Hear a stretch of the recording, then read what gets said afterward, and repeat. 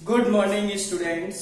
मैं संजय सोनी प्रज्ञा अकेडमी द्वारा संचालित इस ऑनलाइन स्टडी प्रोग्राम में आप सभी का स्वागत करता हूं। तो बेटा, पिछले वीडियोस में अपन ने 10th का सिलेबस डिस्क्राइब किया था कि कौन सा चैप्टर कितने मार्क्स का है और इसमें से कितने क्वेश्चंस आएंगे, वो भी कितने कितने मार्क्स के। क्लियर। उसके बाद अपन ने चैप्टर नंबर 2 स्टार्ट किया था, जिसमें अपन ने नंबर सिस्टम पढ़ा था। क्या पढ़ा था भाई? Number system. वास्तविक अपना जो सेकंड चैप्टर है रियल नंबर्स, वो 3 मार्क्स का है। सिंगल क्वेश्चन 1 मार्क्स का और एक क्वेश्चन 2 मार्क्स का आता है। फिर अपन ने इसमें कंटेंट बताए थे। तो पहला ही कंटेंट था Euclid division lemma and Euclid division algorithm. तो are you ready for seeing the video? Now start Euclid division lemma. First topic है आज का Euclid's division lemma.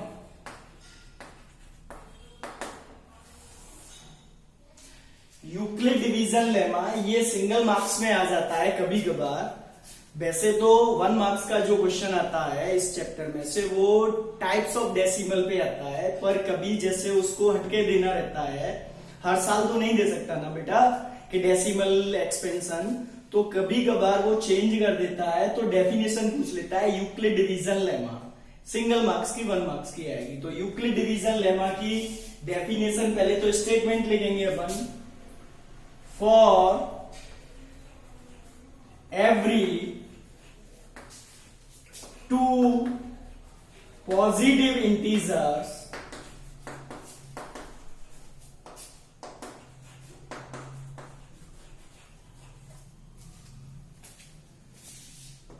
A and B, there exists another 2 integers Q and R such that A equal to BQ plus R, where R is greater than equal to 0 but less than B। ये हमारा single marks का Euclid division lemma हुआ। यदि ऐसे question आता है what is Euclid division lemma, then you should write statement for every 2 positive integer A and B, there exists another 2 integers Q and R such that A equal to BQ plus R, where R is greater than equal to 0 but less than B। ये पूरा ही लिखना है, ऐसा नहीं कि केवल आप A बराबर BQ plus R लिख के आ गए। ठीक है ना भाई, कोई दिक्कत? अब ये एक्चुअल में होता क्या है, तो ये हम पहले से जानते आ रहे हैं। 4th क्लास में और 5th क्लास में अपन ने बचपन में पढ़ा था। कैसे? ये एक्चुअल में डिवीजन एल्गोरिथम ही है। क्या है?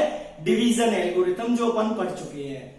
जैसे मैंने बोला आपसे कि 28 में 3 से डिवाइड कीजिए एंड चेक द डिवीजन, और डिवीजन को चेक करके बताइए कि आपका डिवीजन करेक्ट है या इनकरेक्ट है। तो आपने पहले तो डिवीजन किया 3 से 28 में 3 9 27 और ये 1 बच गया। ठीक है ना भाई, इसको अपन रिमाइंडर बोलते हैं। क्या बोलते हैं? रिमाइंडर। इसको अपन कोसेंट बोलते हैं।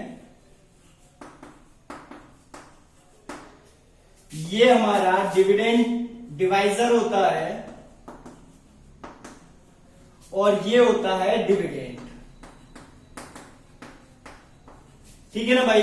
फिर अपन चेक कैसे करते थे? ये फॉर्मूला यूज करते थे, dividend equal to divisor multiply quotient और प्लस रिमाइंडर। लेकिन हमने क्या है कि इसको रिटर्न नहीं किया था, केवल ओरली टीचर्स ने पढ़ाया था और ओरली ही बच्चों ने पढ़ा था। ये बहुत पुराने टाइम से इंडिया में प्रचलन में था, यानी इंडियंस लोग इसको जानते थे कि ये जो स्टेटमेंट है कि डिविडेंड यानी बीच वाला नंबर इक्वल टू होगा डिवाइजर और कोसेंट के प्रोडक्ट के प्लस रिमाइंडर के। क्लियर? इस तरीके से अपन चेक करते थे। 9 3 27, दोनों का मल्टीप्लाई किया और प्लस 1 28। अगर बीच वाला नंबर आ जाता है तो डिवीजन अपना करेक्ट है। लेकिन अपन ने इसको एल्गोरिथम या थ्योरम का नाम नहीं दिया था, और इसी का फायदा यूनानी मैथमेटिशियन यूक्लिड्स ने उठाया और उसने इसको ही क्या यूक्लिड डिवीजन लेमा के नाम से रिटर्न करके और दे दिया। अब उसका ये देखो, ये जो डिविडेंड है उसको उसने ए बोला, डिवाइजर को बी बोला। For every 2 positive integer 28 and 3 यही दे रखे थे। There exist another 2 integers Q and R. इसको कोसेंट को उसने क्यू बोल दिया, देखो कोसेंट को क्यू बोल दिया और रिमाइंडर को आर बोल दिया, तो A equal to B Q plus R आ गया। अब ये अपन जानते हैं कि अगर अपन 3 से डिवाइड करेंगे तो रिमाइंडर कभी भी 3 नहीं आएगा और ना 3 से बड़ा आएगा, हमेशा 3 से छोटा आएगा। दूसरा 0 से छोटा भी नहीं आ सकता, लास्ट 0 आ सकता है, 0 से बड़ा आ सकता है और 3 से छोटा आ सकता है। यही उसने यहाँ लिख दिया, where R is greater than equal to 0 but less than B, और इसी को अपन आज यूक्लिड डिवीजन लेमा के नाम से जानते हैं। ठीक है ना भाई? केवल क्या था कि हम पहले से जानते थे, उससे भी पहले से इस चीज को जानते थे, लेकिन हमने इसको रिटर्न नहीं किया, और रिटर्न किया भी होगा तो उसको इंटरनेशनल सोसाइटी ने नहीं माना। पॉलिटिकल रीजंस होते हैं, तो उस कारण से इसको अपन यूक्लिड डिवीजन लेमा बोलते हैं। ठीक है ना भाई? अब अपने जो सिलेबस में है एक वर्ड और है, यूक्लिड डिवीजन एल्गोरिथम। अगला क्या है? Euclid division algorithm.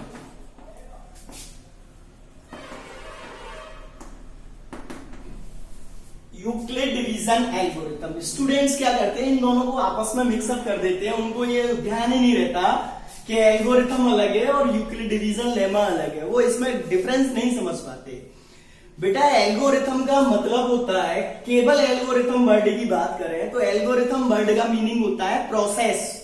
A step by step process को अपन एल्गोरिथम बोलते हैं। ये एल्गोरिथम किसी भी क्वेश्चन को सॉल्व करने की हो सकती है, जैसे क्वाड्रेटिक इक्वेशन के अपन को मान लो कंप्लीट स्क्वायर मेथड से रूट्स फाइंड करने हैं, तो उसके फाइंड करने की जो प्रोसेस है कि एक्स स्क्वायर का कोफिशिएंट +1 बनाओ, फिर एक्स के कोफिशिएंट का हाफ स्क्वायर ऐड करो और सब्ट्रैक्ट करो, तो उसको अपन एल्गोरिथम बोलते हैं कि ऐसा काम करना है, ऐसा काम करना है, ये काम करना है, फिर इसके बाद ये करना है, तो उस पूरी प्रोसेस को एल्गोरिथम बोलते हैं।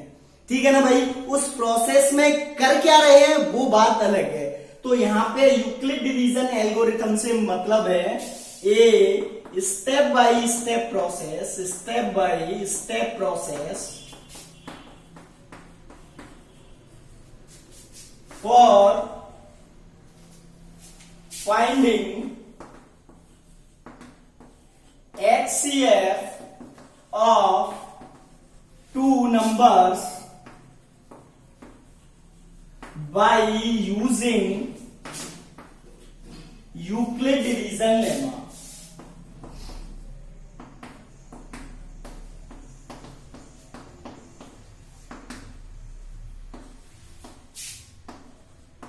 यानी यूक्लिड डिवीजन लेमा ए बराबर बी क्यू प्लस आर का यूज करते हुए दो नंबरों का एचसीएफ फाइंड करने की जो पूरी प्रोसेस है स्टेप बाय स्टेप, उसको अपन एल्गोरिथम बोलते हैं। क्लियर? दोनों में डिफरेंस समझ में आ गया होगा। एल्गोरिथम तो उस पूरी प्रोसेस को बोलते हैं कि फर्स्ट स्टेप पे अपन को क्या करना है, सेकंड स्टेप पे क्या करना है, यदि आर इक्वल टू 0 नहीं आए तो फिर थर्ड स्टेप पे जाइए, और जिस स्टेप पे आर इक्वल टू 0 आ जाए उसका जो डिवाइजर होगा मींस बी होगा, वही उन दोनों नंबर्स का एचसीएफ होगा। ये तो एल्गोरिथम हो गई, लेकिन उस स्टेप में अपन आर और क्यू कैसे फाइंड कर रहे हैं वो यूक्लिड डिवीजन लेमा हो गया। क्लियर? कोई डाउट? अब अपने सिलेबस में क्या है कि यूक्लिड डिवीजन लेमा का यूज करते हुए नंबर्स को प्रूव करना है कि prove that every integer is in the form of 3q plus 1, 3q plus 2, इस टाइप से क्वेश्चंस हैं ये प्रूव करने वाले।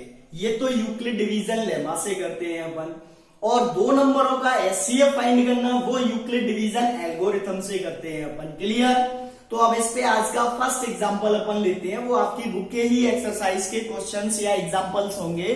आप अपनी बुक ओपन करना वीडियो देखते समय और उस पर टिक लगा देना कि ये एग्जांपल सर ने बोर्ड पे करा दिया, मेंटेन हो जाएगा आपका रजिस्टर। और जो क्वेश्चंस रह गए या मैंने बोर्ड पे वीडियो लेक्चर में नहीं लिए, उनको आप सेल्फ नोटबुक में करना। ठीक है ना भाई? नहीं आता है तो आपका जो डाउट वाला है उसमें कॉलम, उसमें डाउट में लिख के भेजें, आपको सॉल्यूशन मिल जाएगा। या हो सकता है नेक्स्ट वीडियो में वो जब मैं बनाऊं तो उसी क्वेश्चन को एग्जांपल के रूप में यूज में ले लूं। क्लियर? तो आज का फर्स्ट एग्जांपल है अपना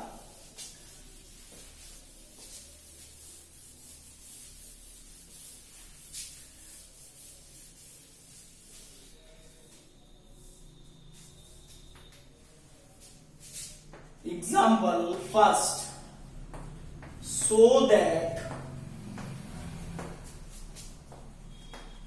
every positive integer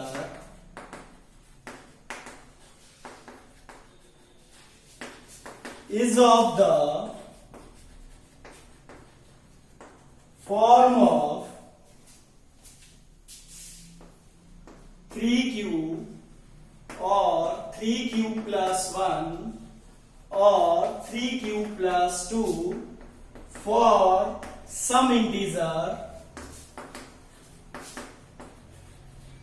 q।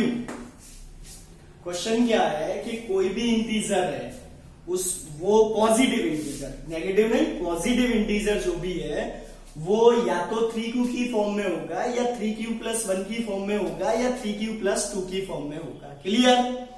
अब इस टाइप के क्वेश्चंस जितने भी हैं, कभी वो कहेगा so that every odd positive integer is in the form of 6q plus 1, 6q plus 3, 6q plus 5।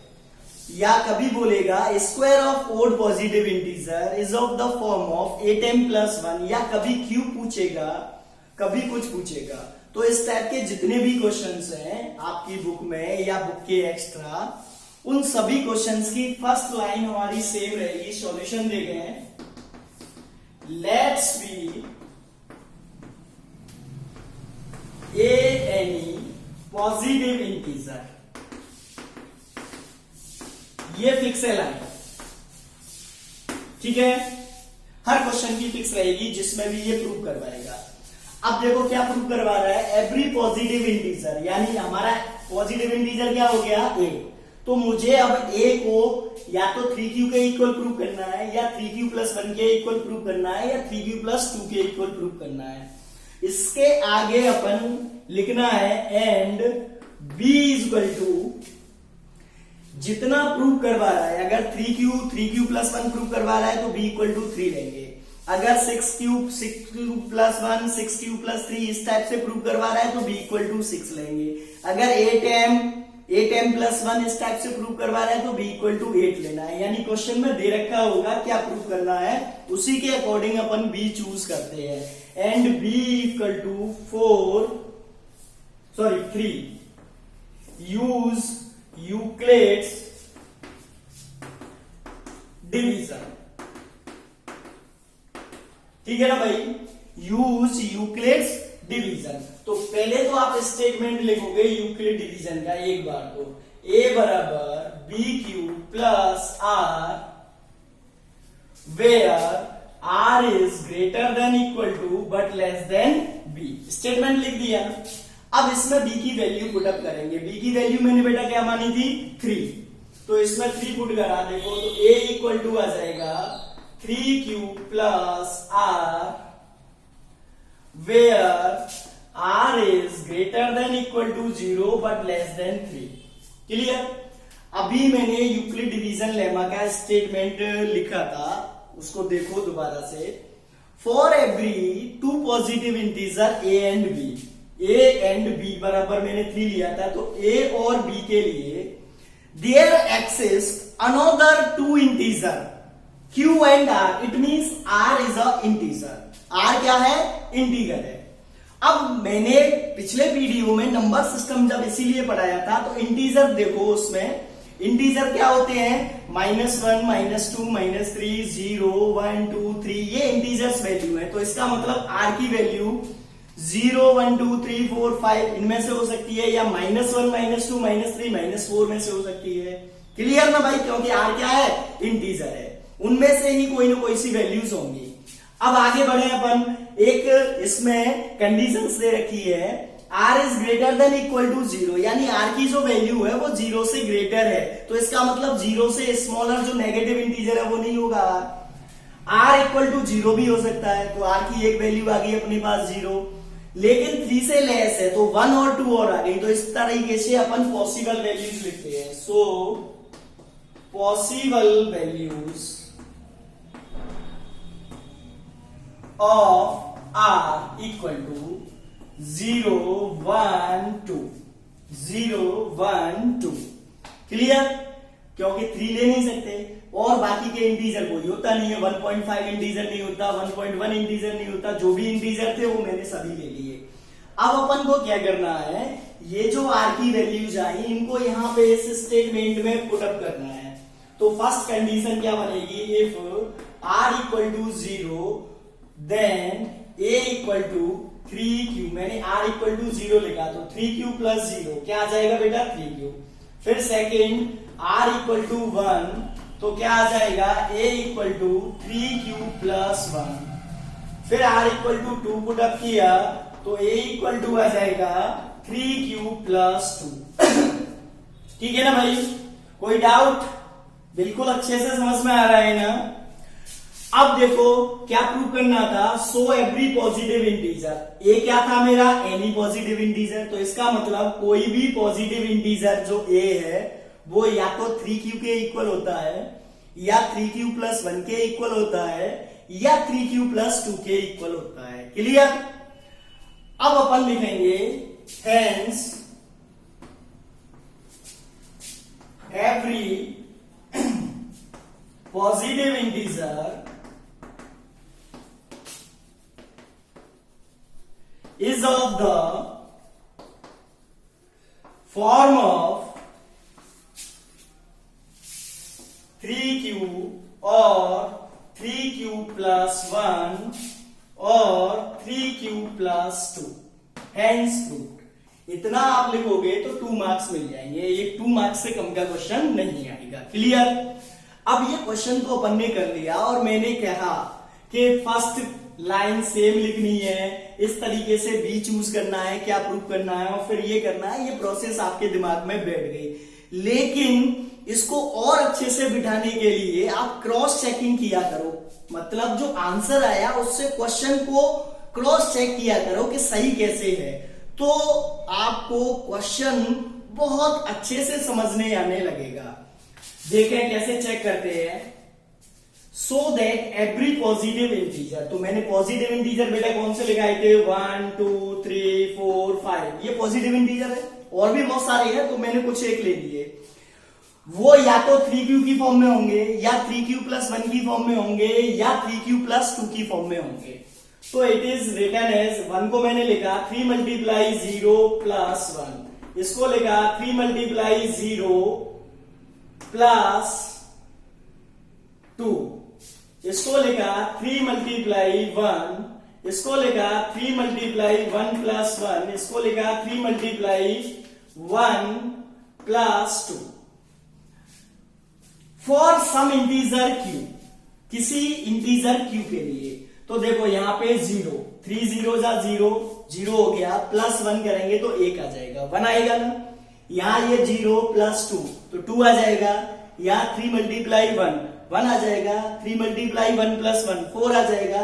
यानी इस तरीके से अपन हर इंटीजर को रिप्रेजेंट कर सकते हैं। सपोज करो मैंने 100 ले लिया, तो 100 को भी मैं क्या लिख सकता हूं बेटा? 3 मल्टीप्लाई 33 प्लस 1, 33 3 जा 99 प्लस 1, तो it means every integer is written in the form of 3 multiply integer plus 1। यहाँ पे ये सब क्या है, इंटीजर को रिप्रेजेंट कर रहे हैं, यानी हम हर नंबर को 3 मल्टीप्लाई इंटीजर या 3 मल्टीप्लाई इंटीजर प्लस 1, हम हर नंबर को या तो 3 मल्टीप्लाई इंटीजर की वैल्यू क्यू, या 3 मल्टीप्लाई इंटीजर प्लस 1 या 3 मल्टीप्लाई इंटीजर प्लस 2 की फॉर्म में रिप्रेजेंट कर सकते हैं। आप कोई सा भी इंटीजर लेके देख लीजिए, मैं उसको इस फॉर्म में लिख सकता हूं, और यही क्वेश्चन प्रूव करवा रहा था। क्लियर? इस तरीके से जब आप क्रॉस चेकिंग करोगे तो आपको क्वेश्चन बहुत अच्छे से समझ में आने लगेंगे। क्लियर? नेक्स्ट एग्जांपल देखें एक और।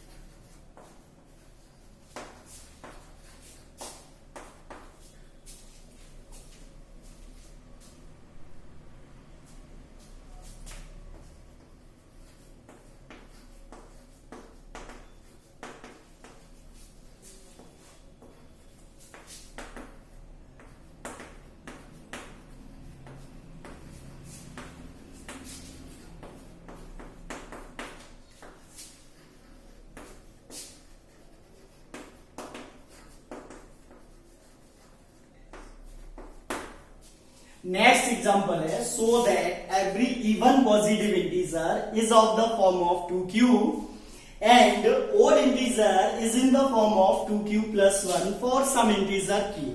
क्लियर? ये भी यूक्लिड डिवीजन लेमा का क्वेश्चन है, सेम टू सेम अभी जैसा है। फर्क क्या है, उसमें केवल पॉजिटिव इंटीजर को शो करना था, यहाँ पे इवन पॉजिटिव इंटीजर को शो करना है और ओड पॉजिटिव इंटीजर को शो करना है। तो पहली लाइन अपनी सेम रहेगी इस क्वेश्चन की भी। सॉल्यूशन देखें, let's be any positive integer, ठीक, ये उसमें भी सेम लिखा था, इसमें भी सेम लिखा था। सेम लिखने से क्या होता है, लैंग्वेज की जो प्रॉब्लम होती है वो रिमूव हो जाती है। लैंग्वेज एक बार दिमाग में सेट हो गई, फिर आप क्या सेट करोगे कि पहले क्वेश्चन में ये प्रूव करना था तो b इक्वल टू ये लिया था, इसमें ये 2 करना है तो 2 लेंगे और कोई दिक्कत नहीं है। जैसा b की वैल्यू चेंज होगी उसी हिसाब से r की वैल्यू चेंज हो जाएगी, बाकी का सब सेम करना ही करना है अपन को। फिर क्या लिखेंगे, एंड b इक्वल टू 2, क्योंकि इसमें 2q प्रूव करना है, अभी बताया था 3q प्रूव करना होगा तो 3 लेंगे, 2q करना होगा तो 2 लेंगे, 8m करना होगा तो 8 लेंगे, 6q करना होगा तो 6 लेंगे। Use Euclid's division,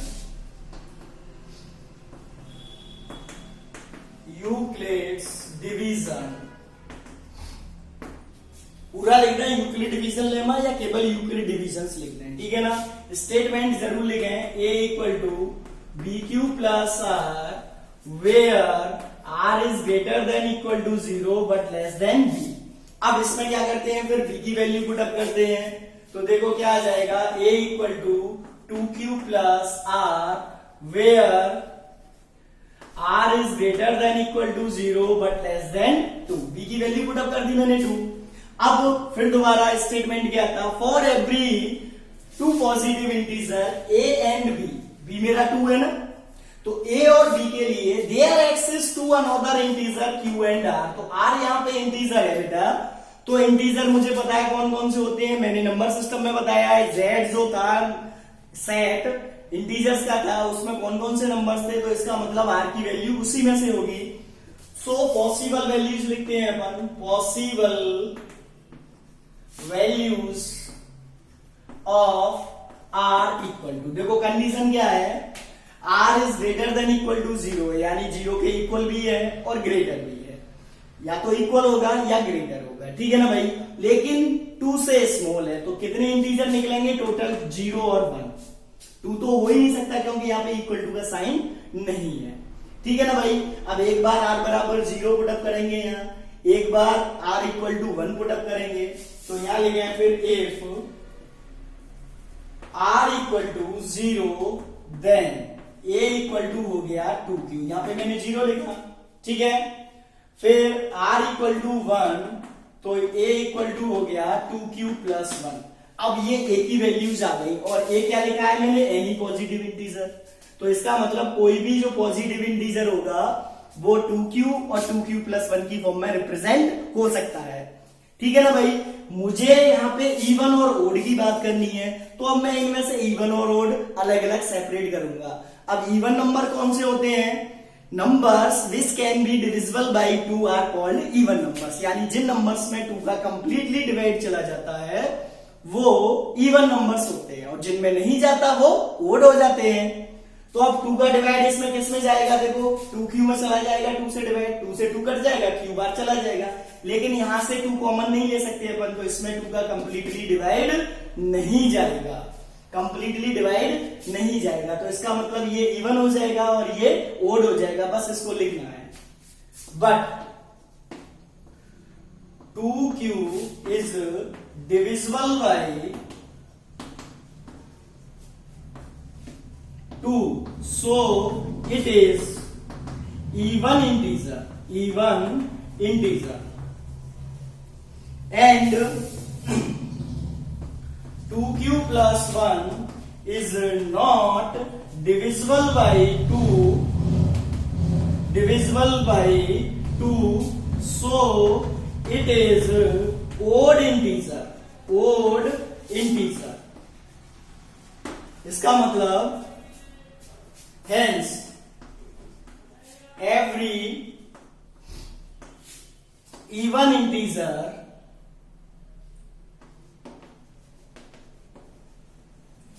is of the form of 2q, while odd integer is of the form of 2q plus 1। देखो इवन इंटीजर तो 2q की फॉर्म में आया था और ओड इंटीजर 2q plus 1 की फॉर्म में आया था, उसी को मैंने लिख दिया और यही मुझे प्रूव करना था फॉर सम इंटीजर q, ठीक है ना भाई। अब आप लोग क्या करोगे, ये 2 एग्जांपल्स मैंने कराए हैं और यूक्लिड डिवीजन लेमा और यूक्लिड डिवीजन एल्गोरिथम के स्टेटमेंट बताए हैं। नेक्स्ट वीडियोस में अपन इस पे आगे फर्दर एग्जांपल्स करेंगे, साथ ही साथ यूक्लिड डिवीजन एल्गोरिथम से 2 नंबर्स का एचसीएफ कैसे फाइंड किया जाता है ये करेंगे, ठीक है ना भाई। जब तक के लिए आप वीडियो को देखें, वीडियो देखने का तरीका मैं आपको बताऊं, आप लोग के दिमाग में या गार्जियंस ये लोग कहते हैं कि साहब ऑनलाइन समझ में नहीं आ रहा, ऑफलाइन में कब चलेगी क्लास, जब तक क्लास में नहीं बैठता बच्चा समझ में नहीं आता। तो गौर करें बेटा, क्लास में आप किस तरीके से बैठते थे, क्लास में जब भी आप आते थे बिल्कुल फ्रेश होके आते थे, नहा धो के तैयार रेडी होके आते थे, शूज बूज पहन के, बैग लेके आते थे, टेबल और चेयर पे अलग से बैठते थे ना, टेबल और बेंच पे बैठते थे ना। साथ में जब भी मान लो क्लास चल रही है मैथ की या साइंस की, तो आप एक पेन और रफ रजिस्टर या फेयर रजिस्टर लेके बैठते थे। मैं या बोर्ड पे समझाता था, जब आप मुझे ध्यान से सुनते थे फिर उसके बाद उसको रिटर्न करते थे, ये प्रोसेस थी। अगर आप यही प्रोसेस घर पे फॉलो करो तो निश्चित तौर पे आपको समझ में आएगा। केवल क्या फर्क आया है कि एक तो ब्लैक बोर्ड की जगह या ग्रीन बोर्ड की जगह आपकी मोबाइल की या लैपटॉप की स्क्रीन है। दूसरा क्या फर्क आया है कि यहां क्लासरूम में यदि आप थोड़ी सी लापरवाही करते थे कि मैं पढ़ा रहा हूं और आप बगल वाले को कौनी मार रहे हैं या कुछ उसका पेन कर रहे हैं, तो मैं आपको साथ ही साथ टोक देता था। अब वहां पे मैं टोकने के लिए नहीं होऊंगा। मुझे क्या पता वीडियो देखते समय आप क्या कर रहे हैं, तो मैं टोक दूं कि अरे अजय उधम नहीं, सामने देखो। तो ऐसे टोकने वाला कोई नहीं है। अब आपके ऊपर जिम्मेदारी ज्यादा हो गई, आपको सेल्फ डिसिप्लिन लाना पड़ेगा। आप जब भी वीडियो देखो 1 2 दिन 4 दिन ट्राई करके देखो, अगर नहीं रिजल्ट मिले तो आप कतई फॉलो मत करना। 2-4 दिन आप बिल्कुल नहा के फ्रेश होके कपड़े पहन के बिल्कुल फुल ड्रेस में, शूज भी पहने। शूज पहनने का साइंटिफिक रीजन है, जब अपनी बॉडी रिलैक्स में होती है तो अपना माइंड कम काम करता है, और जब बॉडी बिल्कुल कसी हुई होती है, मतलब शूज पहने हुए होते हैं, तो ब्लड सर्कुलेशन सही होने के कारण माइंड भी शार्प तरीके से काम करता है। तो आप टेबल चेयर लेके बैठे घर पे, ऐसे नहीं कि बेड पे लेट के अपन वीडियो देख रहे हैं। मोस्टली रीजन यही है कि बच्चे जब भी वीडियो देख रहे हैं तो बेड पे बैठ के लेट के वीडियो देख रहे हैं। ऐसा फीलिंग्स आनी चाहिए, अंदर से फील करो कि हम क्लास में बैठे हैं। निश्चित तौर पे फर्क आएगा और आपको अच्छे से समझ में आएगा। ये मैं मानता हूं कि ऑफलाइन और ऑनलाइन में डिफरेंस है, लेकिन इतना भी डिफरेंस नहीं है कि यहाँ ऑफलाइन में आपको 100% समझ में आ रहा था और ऑफलाइन में आपको 50% समझ में नहीं आया, ऑनलाइन में 50% समझ में नहीं आए। ऐसा नहीं हो सकता। अगर आपको ऑफलाइन में 100% समझ में आ रहा था तो ऑनलाइन में भी यदि मेरे बताए हुए स्टेप आप फॉलो करोगे, पेन कॉपी लेके बैठो वीडियो देखते समय और बिल्कुल ऐसा फील करो कि हम क्लास में है, ना तो मम्मी आपको बुलाए उस समय, ना कोई भैया डिस्टर्ब करे, अपने स्टडी रूम में बैठो, गारंटीड 70% आपको ऑनलाइन में भी समझ में आएगा। अब आप वीडियो देखें, मैंने बताए उसी तरीके से पेन कॉपी लेके रजिस्टर मेंटेन करें और बुक भी साथ में रखें और उनमें टिक करें कि ये 2 एग्जाम्पल मेरे हो गए। फिर उसके बाद आगे के एग्जाम्पल रफ पे सॉल्व करने की कोशिश करें। मैं यहाँ पे A to Z सारे क्वेश्चंस एग्जाम्पल कराऊंगा, जो भी छोड़ूंगा वो बता दूंगा, तो उनको आप फेयर में कर लें। और फिर उसके बाद जब हो जाए, मान लो एक्सरसाइज 1 हो गई, तो रफ पे उसको दोबारा से रिवाइज करें, क्योंकि यहाँ क्लास में तो हम पूछ सकते थे, खड़ा हो जाए ये कल मैंने पढ़ाया था, इसको क्वेश्चन को करके बता, लेकिन वहां कोई पूछने वाला नहीं है। आपको सेल्फ डिसिप्लिन लाना पड़ेगा। जिसने सेल्फ डिसिप्लिन ले लिया वो निश्चित तौर पे आगे जाएगा। जब तक के लिए आप लोग घर पे रहें, सुरक्षित रहें, लेकिन नियमित पढ़ते रहें। धन्यवाद।